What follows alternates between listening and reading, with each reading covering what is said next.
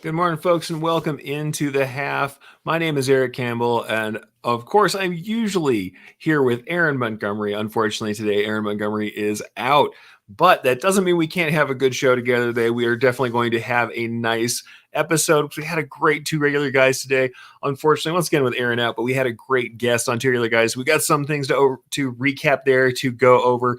Hot topics, AI, that's really kind of leading a lot of discussions these days in the garment decoration space, and more with weekly wins and some challenges and Q&A. So if you're joining in live, we would love to hear from you guys, and we're definitely excited to get into all these topics. So like I said, just me. It's the quarter today. Aaron is gone.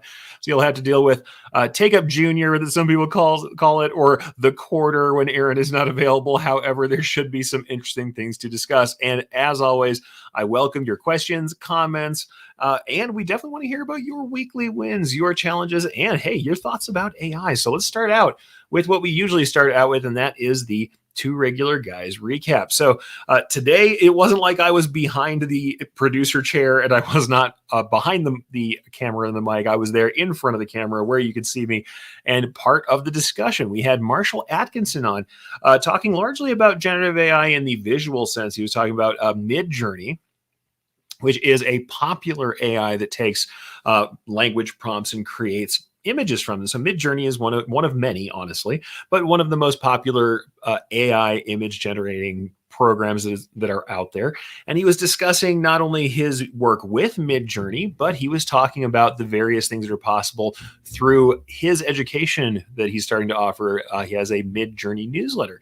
And some of the things that were interesting that I took away from this are certainly, number one, that there's a little bit of controversy. When I was sharing the show with everybody, and I accidentally shared to a group that I don't usually share to, and immediately was met with anger. It turns out that group is run largely by somebody who's selling stock images. And if you're selling stock images, then AI really does feel like something that's coming for your business. And I understand that.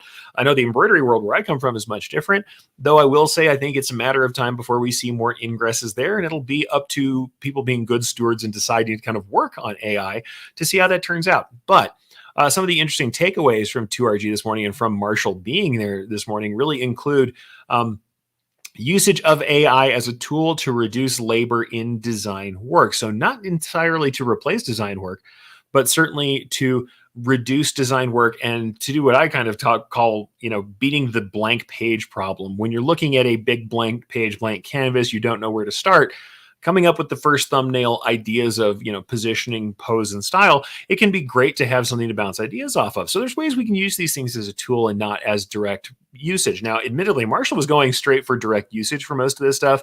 But later on in some of the discussions that I had with Terry after the fact, I brought up the point that if you're doing like logo design or logo types, AI doesn't really understand text yet. And creating logos or logos with text, not fantastic yet, not exactly what we're looking for, and certainly not what a designer can do. But incredible at creating very different kinds of art, very different styles and modes of art and base artwork, especially if you're looking for digital photographic art, sketchwork, stuff that you can then retool and use. It can be a very useful tool for that initial process. And what I think it's useful for is ideation, coming up with the original idea and working out some of the kinks. So there's some interesting things to talk about there, as well as going into large language model stuff, which you've definitely heard of in the form of GPT, GPT-3, GPT-4, or what you've usually heard is the interface Chat GPT that's used to interface with those, using large language models to do language-based operations, both some people using it wholesale to write things and unfortunately finding out they can be confidently wrong about facts because it doesn't really know what it knows. It knows how to form language and it has a base of language it's trained on. It doesn't necessarily know what's true and what's false. However, understanding that it is a very useful tool for things like summarizing, working out lists, getting bullet points, making abstracts, and honestly, chatting with in order to have something to chat against, to work through. It can be very useful to work with an original seed piece of information and then get something back. So let's say you place a document in and say, summarize this document, or you use one of the processing models, any number of the models that uses documents as an input, like Chat PDF is one that I've looked at, and there's many on that same scale where you can put in your own document and then ask questions of it and have that information come back. So I think a lot of what the discussion came down to was about kind of how we're using it. Is it a tool or is it a replacement for designers? I don't think it's a replacement for designers, but I do think it's going to replace a chunk of work that designers do, especially commercial designers who are trying to crank out art for commercial reasons and may not be deeply involved in every part of that creative process. They need to get a graphical thing done. That I think you'll see more of people using it for that. And certainly, like I said, tool versus replacement. And then the other questions that really came up were about the right usage of designs. Is it stealing? Is doing something in the style of someone else and processing it from their original image? Is that copyrightable? Is that a problem? And I think for me, the largest issue has less to do with copyright of the image itself or whether someone owns something that an AI has created, and more to do with the fact that the ability to generate mass amounts of this art quickly means that we'll just see a flood of it in kind of the digital print market. Digital print and transfer market, it's very easy to set up a model to generate multiple images from a prompt and then immediately put them up on shirts. Recently, we've seen people come out with plugins that do it in the browser so that a user, a end purchaser, could literally write their prompt. I want a cute cat in a manga artist style done in full color that happens to be pastels. You put that together, and out of it, we get that image and saying, go direct to print, throw it on your DTG printer, shirt out the door. And then there's no other input. That I think is more likely to cause some issues. At least that puts the onus of creation on the person who's buying the shirt. They're doing the prompt engineering. Whereas I think there's a world where someone just spits out a bunch of variations of prompts and then uses an automated process just to fill online marketplaces with more and more listings for a category they think is going to hit. And just automation based on that, I think, is a little scarier for me. The noise, the amount of junk mail, if you want to put it that way, the spam of of art happening in digital processes, I think is a little scarier than worrying about copyright. But the other thing I kind of said, Terry asked me to say, what do I think is coming, next? What do I think is the next stage of what we're going to learn on this? And I think the legal challenges are coming, and we're going to find out more about that. And we'll just see that people are going to push this thing one way or another. Cat's out of the bag. It is going to be used. We're just going to have to see how and what those challenges are. But we've got a few people who are in with the show who are talking to us. So let's go ahead and see some people, see some comments, and talk about them. But yeah, I'd like to say hi to everybody. This is the half where we do some interaction and try and get everybody in the community. I love seeing everybody talking to each other. We have Barb saying, hello, everyone. Good morning, Eric. Good morning, Barb. Lisa Shaw is an awesome creator in her own right. Good morning, Eric, she says, and good morning, Lisa. Happy to see you here. Jesse's in. Thank you for watching those replays and always giving us great comments, Jesse. Glad to see you here. Ramona says, love the background tagline. This has actually been in the background of the half forever. We put our two images on top of it. This was always there. The you don't know the half of it was always there. Today, I decided rather than having the embroidery machine behind me while I was on the half, and everybody says, oh, I think I tuned into the take up early. Well, I decided to change my background and say, this is the half today. And we are in our sunny pasture trying to discuss the news of the day. So, that's what I had to do. I had to talk about it. So he says, don't tell Marshall I jumped over here. You can watch both shows. I'm not going to tell you anything. Everybody can have different shows. It's always fine. Brian Bailey, creative and brilliance, and a creator and a creative of his own in his own right as well. Justin from South Carolina now last night. Missed 2RG, but I'm here. Hello, all. Hello, Brian. Happy to have you in. Yeah, we've had the discussion about AI ourselves many a time. Brian and I both have had this discussion. People smarter than I have been dealing with this, and certainly we have some concepts. I think a lot of us have had these discussions, but it's still very early days, and it remains to be seen what's popular and what's possible. Mid-Journey has become very popular, but I think there's things that are possible that haven't been done yet. And I think there's still going to be room for ways to get around a lot of the creative problems we have. In fact, speaking on copyright again, what I'm also seeing people do, there was a large language model that leaked that was made by Meta, the people who are in charge of Facebook, the company that is the overarching company that Facebook is owned by. Meta had a large language model that leaked. People loved the way it worked, but the model was leaked from Meta. It was something that shouldn't have been out there. So someone came out and said, all right, I'm going to build a language model using only material that can be either public domain or licensed for commercial use. And I'm going to put that model out there. And they managed to get it to run the same test that that original leaked model did. And they put out an open source version that runs very similarly. I think people are going to start trying to tackle the things that we're concerned about as far as these models, because the models are all trained on large amounts of data, either tons of text or tons of images that have been generally out there on the internet. And there's a lot of questions as to the legality of training those models on people's images. The thing is, there are so many things that are in the public domain or that were open sourced on purpose or given a Creative Commons license that allows for commercial attribution. There's all these different models of licensing that are out there. And if someone wants to filter and be careful, they can. And I know certainly, because it's something I've looked at, you can do, especially the language models that are using documents, you can train them to exclusively use data from your own documents when it's spitting that out.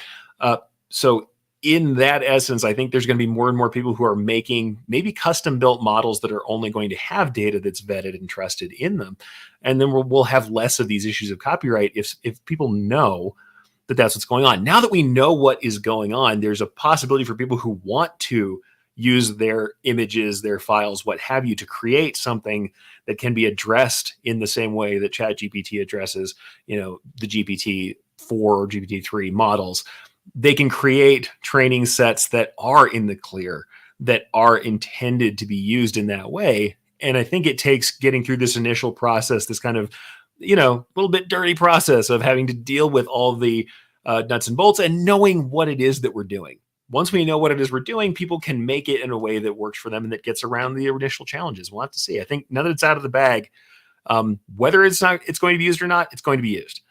It's out there. It provides value for people. Whether it's going to replace people or not remains to be seen. And I think that there's some arguments for how it could replace jobs. At the same time, there's a lot that we could do to use it as a tool. And honestly, if everybody's going to use it and you just decide to kind of close your eyes to it and, put your fingers in your ears, I think it's not a great way to be. Even if you have a stance against using it, you guys know that I'm against a lot of automation that takes away creative parts of the process. At the same time, there's certain things that I don't consider intimately creative or jobs that we have to do as part of our work that are not super creative, that it's wonderful to have automation for. We're not all punching individual stitches in the embroidery world anymore. Now we define an area and say, fill this area from here to here and fill stitches appear. Well, that's being done in the software and that's automation. This is another kind of automation, and how we use it is going to depend on us. Certainly, if everybody else is using it, we ought to know what it does so that when a customer comes to us, we have, at the very least, our elevator pitch as to why we don't want to use it if that's our choice.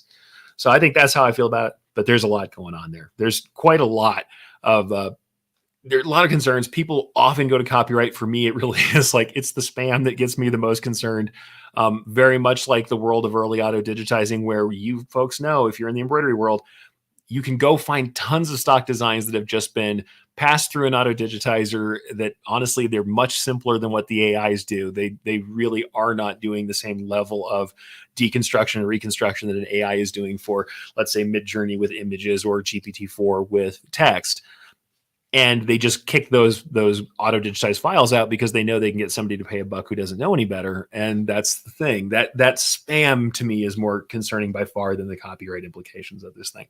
But I would love to hear what you guys think about it. That's kind of our big recap. I think that honestly, go back and watch the episode if you didn't get to check in to other guys. It's a good episode, but do watch it on YouTube because Marshall does some live examples. I have to admit, he did a prompt that was like bear stained glass, and boy, the stained glass bear images that came out were lovely. I mean, they're quite nice. And if you went and retooled them for other usages, or you worked on those images after the fact, I can definitely see that being a starting point. And even in our own communities, I know in the Stitch Artist community from Brilliance, we've seen people using Midjourney, using other models like DALL-E to create new images, and then they digitize them. So it still took the interpretation that all of us do when we're faced with a piece of raster art with a JPEG or a bitmap or whatever. You still had to work on it.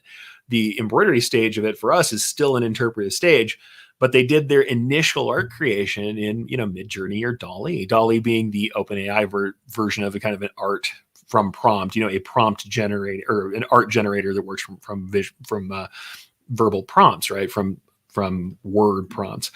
Like I said, Midjourney, very popular. DALL-E, popular. Those are also paid options. The other thing people don't don't really get is that it's coming to all sorts of other apps. If you guys have heard of Canva being kind of the very simple greeting card, banner, what have you, social post creator that's out there. They now have generative AI images in their base model. You can get that from their paid version. So their base paid version of the software now has generative AI. It's not to the level of Midjourney, but it does work. So you can give it a prompt and get a nice background for your email header or for your social media post. And it's a very similar process to what you saw with Midjourney. Moreover, we just saw something. Brian actually sent me this. The folks at Elementor, which is a website creator. It's a website templating system that works kind of in concert with other systems in order to give you more power for organizing and creating your website. They were adding generative AI images. With so many people adding these generative AI tools, it means that the populace is more likely to understand them and have them around, and we need to understand them too. I think that's the fair point is here.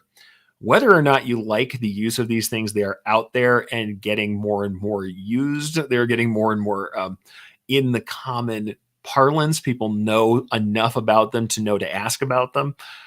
I think the problem we're going to have is not only the spam, which, yeah, here's Lisa saying, I think you're right about the increase of spam in the creative industry. Yippee. Yeah, absolutely. It is just like the auto digitizing boom, where we're going to have a lot of junk files and we'll have a lot of junk t-shirts and junk images that are out there trying to be made as stock. I will say all the stock image sites have already banned, uploading AI images as your own. I think that's just a thing that was happening. But when we're seeing this tool everywhere, I think the common use will be there. The only thing that does maybe bother me a little bit is not that the industry will replace all artists with AI necessarily. It's that the common person who might have commissioned a small-time artist to draw something up for them, anyone who has ever commissioned, like, hey, I want myself and my wife for our anniversary, card, and we're going to have that done in the style of Disney characters. That is not happening anymore through an artist, I don't think. I think largely that's going to be happening through filters, through AI. And also filter application is a kind of style AI as well to some degree, depending on which ones you're talking about. Some of these filters are using something similar.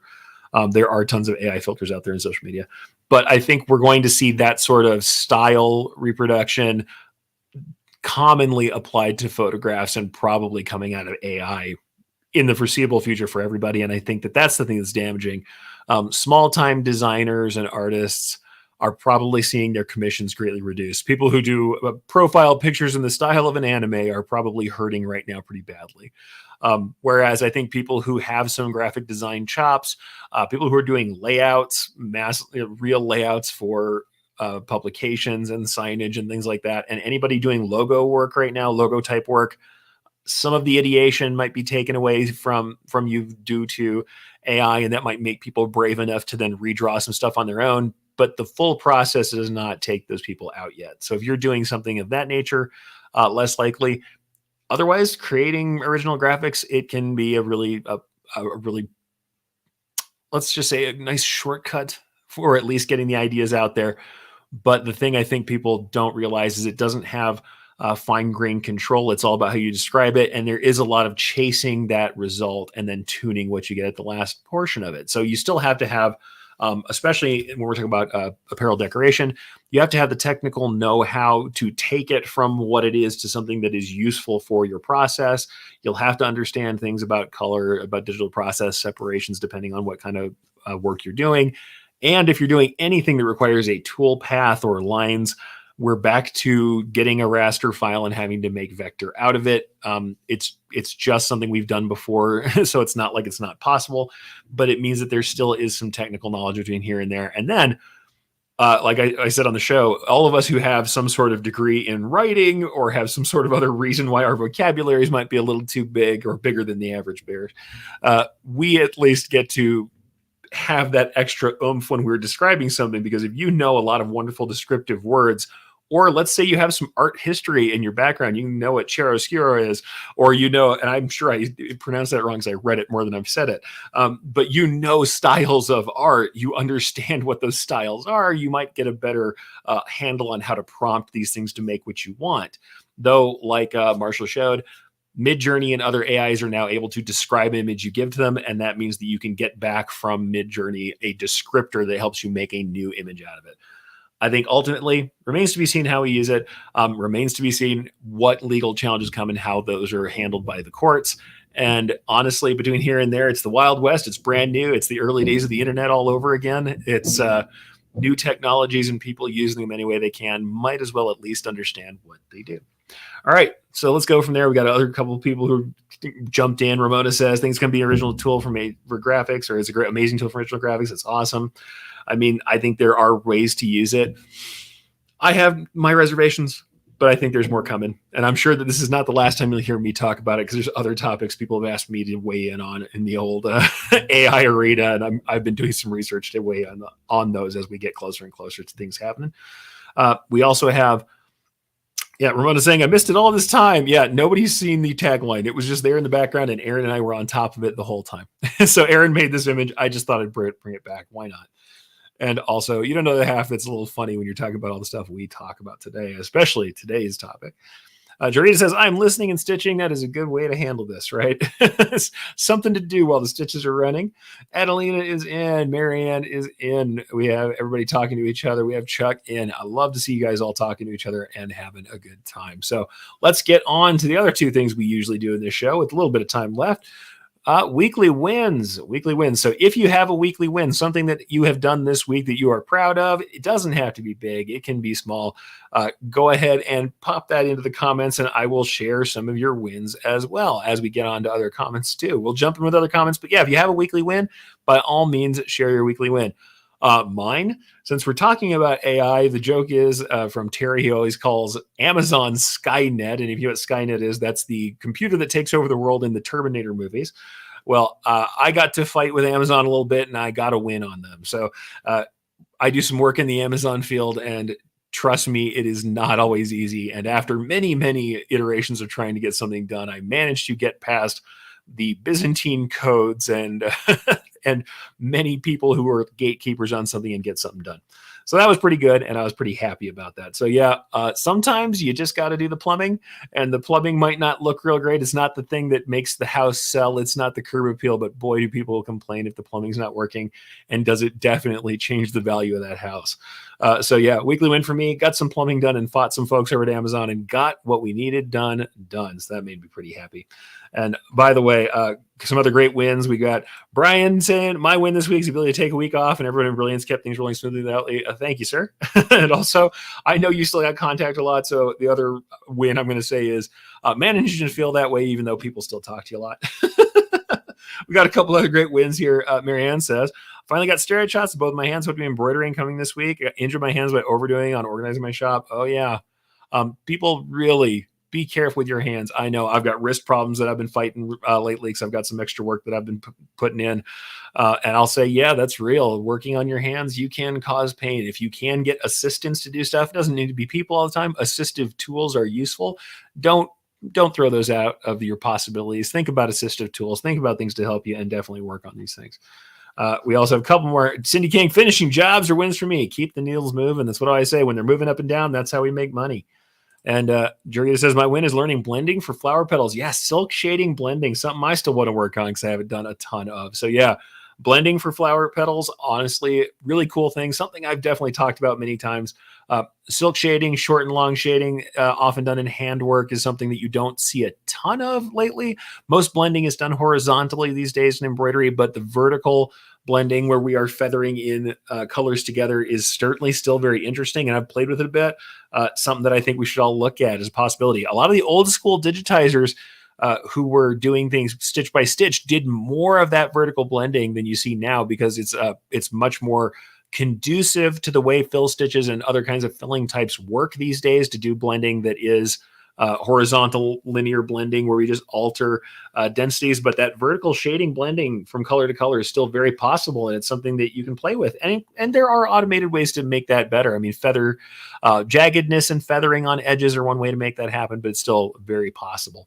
Very cool stuff. But I am going to go ahead and bring one more challenge back to the TRG recap. One more, not challenge, one more comment before we get into challenges, actually. Brian Bailey has a good comment as well. He says, I think there's an interesting way for established artists to upload their own work, have the AI help them be more productive, take more work on, all generated with their own style. Absolutely. I think we're going to get to a point where training models on your own style, or saying take this image and do this work to it, which many of these image generating AIs, we always talk about the prompts where we can write a prompt out and an image comes out of it. You can also upload images and say, give me variations that look like this. And the other thing is, it's not just the image generation. A lot of the AI we're seeing is like Photoshop generative fill. And I'll just describe this very quickly. In Adobe's Photoshop right now, let's say we have someone who is in a shot and we don't like how they're centered because we don't have enough information. You've ever had a shot that's cropped too far to one side, but you want the rest of the background? Someone's standing in a beautiful window, but you only have half the window, but you need the whole window. You need a short square image to be a wide format image, or a tall image instead. You have wide format, but you need something tall. Generative fill will fill in with AI. Looking at the existing piece, you say these two areas above and below this thin strip of image, I want filled with more of what should have been there. And generative AI makes a few guesses and lets you select the best guess. And we suddenly have the rest of that window, the rest of that scene. Or we can do things like magically erase people, railings, some piece of trash on the ground. And the generative AI goes in, looks at the surrounding area of the image and looks at its original model that was trained on, and fills in the cobblestones where the piece of trash was, fills in the railing that's missing, or takes the railing out so you can see the person behind it, takes the beer off the table, takes the plane out of the background in the sky, or adds it back in. With the use of prompts. Select an area, say I want a plane to be flying behind this person who's in this shot with the sky behind their head, and the plane appears. These things are also being used, and that's where we can alter our art, enhance our art, change our art using AI as that tool. So yeah, I agree with Brian. I think it really is also about using your own work. And I think there really is an option for artists to train on their own work. And it's something I've certainly looked at in the text space. All right. So challenges and Q&A. If anybody has a challenge or a question they want to ask while I'm here, please, by all means, ask. I'll say challenges for me. It's the same challenge all the time at prioritizing. There are so many things that could be done at any given moment. And I have to say some days I don't know which one is the right one to work on. But for me, what I usually do is start with the sales. And that's something Brian's also talking about. It's like, hey, if the cash register is not ringing, then we don't get to pay for all the other work we're trying to do. We can have all kinds of great ideas, but we got to make sure that we're dinging the bell once in a while. And so certainly that's where I often start, is making sure that the business or whatever venture I'm in is fed. Once the venture is fed, we can start working around it. But certainly if you're not feeding the venture, making sure you're doing the sales, and I include marketing in that, you're probably not making that work very well for you. But at the same time, hey, we have to think about these things, and we do have to do education.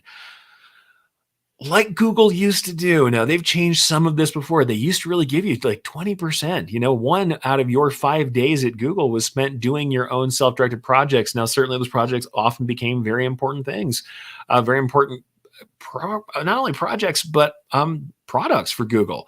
Gmail was born out originally of an off-time 20% project. So give yourself the time to learn. And this AI stuff is where some of that learning comes in.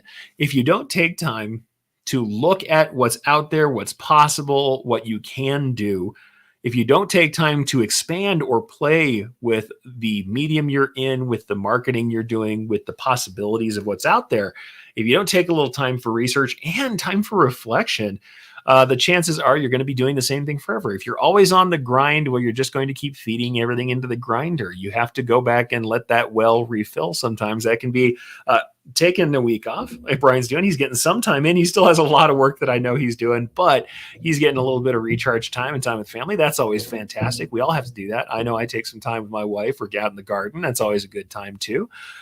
But we also have to take some research time and some play time, some experiment time. I know I got on the machines this week and got to make a couple things I was thinking about, testing out some potential products that I'm working on. Really, you have to remember that that's part of the challenge, is not just plodding forward in the path you already tread the day before. Part of what you have to do is take that time to analyze, to study, and to see what's around you. So smell the flowers and take some time off, but also look at those flowers and say, hey, is that something I should be incorporating in my art? Maybe you're like our friend Jorita, who's going to be learning flower petals. Might be time to look at some flowers while you're smelling them. All right, folks, with that, no big joke, no big cutoff for the end of the day. We're just going to go ahead and finish. Thank you guys for being here for the quarter, the half of the half, the take up junior, if you will. But if you are around later on, 2:30 Mountain Daylight Time, I will be on the take up. We'll be talking about correcting those mishaps in embroidery, when it's good to patch, when it's good to reposition, and when you should just haul out your wallet and purchase a new garment. So we'll be talking about some of that. And if you ask me an AI question, I won't necessarily turn you down in the middle of that anyway. All right, folks. So with that, we're done for the day, but I can't wait to see you again next week on the half. And, take some time to smell flowers and maybe take a couple pictures while you're at it.